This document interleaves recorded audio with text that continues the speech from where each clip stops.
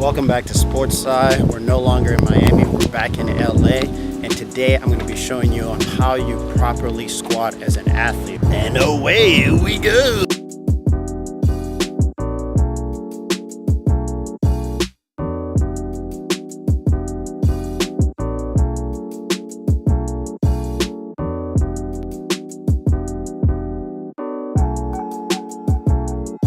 Hopefully this helps you, and just try to keep it simple and not complicate it too hard. But let's get it going, and I'll show you how the entire squat rack, how you usually want to set it up. The simplest way and the first thing that you want to work on is how you set up the bar. And away we go!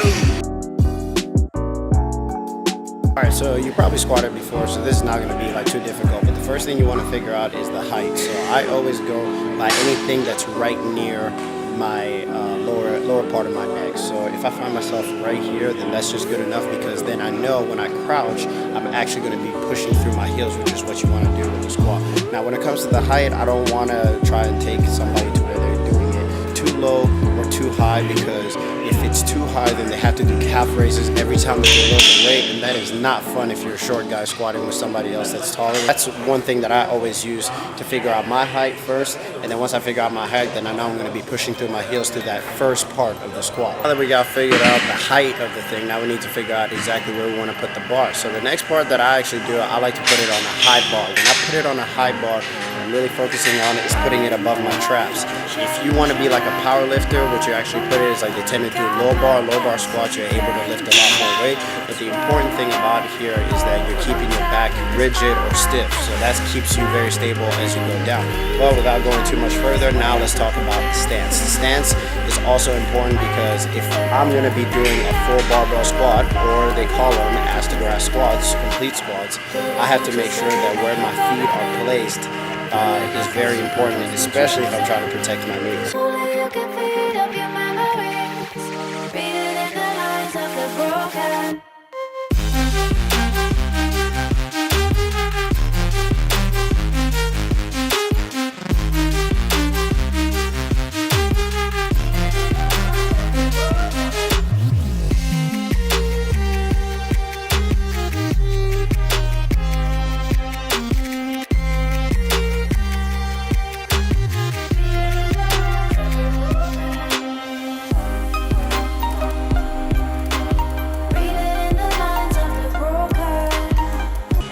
So there, I was lifting my big toes. I don't know if you can see if I bent the shoes enough, but I was lifting my big toes, because that gives me much more balance when I go down, and then I'm able to actually control the amount of weight that's coming down on my lower back, coming down on my knee, and then it makes it to where I have to activate my core. So it all starts, everything is all attached. So ankle mobility, hip mobility, shoulder mobility, everything where it's placed, it all has an effect on you, because the squat is a very difficult exercise, and it's a very challenging exercise on your body, so you want to make sure you get everything right. Showing the different foot stances here is what I'm showing is like there's some that are more that are based off of your anatomy, and some that are based off of like what you're capable of at the moment. So for me, I'm already comfortable with full barbell squats, which is ass to grass squats. So that's why you see my toes pointed out a little bit more, and I go all the way down, and I'm resting the power of my heels.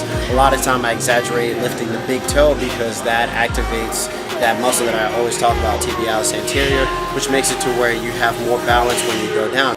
Now you're probably wondering to yourself, why am I focusing so much on my foot stance? You know, it's just like squat, you know, just gotta lift it heavy. Listen, meow. Meow, what is so damn funny? I could have sworn you said meow. Do I look like a cat to you, boy? Am I jumping around all nimbly-bimbly from tree to tree? No, no. Am I drinking milk from a saucer? No. Now you stop laughing right now. Yes, I said meow. You might have some limitation based on your anatomy. If you have a long femur, you may have more of an issue where your knees are actually going past your toes. Honestly, you don't need to have a ton of weight on there. All that matters is that you actually are lifting it in a comfortable full range of motion. If you can do it in a full range of motion, man, you can get so strong, a lot stronger than if you actually just try to challenge yourself by doing the most amount of weight every time you squat. So if you actually do it with the proper form, you're gonna be good. All right, so that does it on Sportscy today, talking about how to make sure that you're doing your squats properly. So the first thing that I wanna emphasize in this video is when you walk up, figure out the height, because you don't want to be standing on your tippy toes when you're racking that weight or unracking that weight.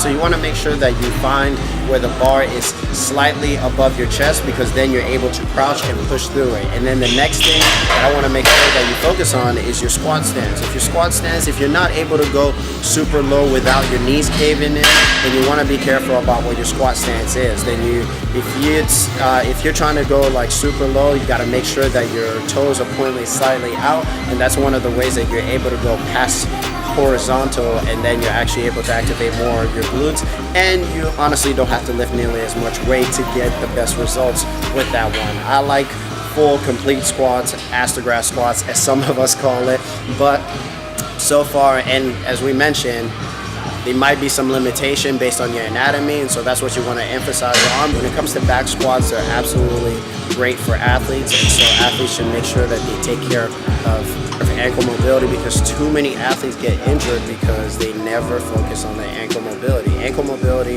is really geared around working out all the muscle groups that are involved around the ankle. It's not just calves, because if you do 1 million calf raises, yeah, you're able to like jump, but in terms of your landing, there's also other things that you got to take care of. Make sure you practice on your foot stance.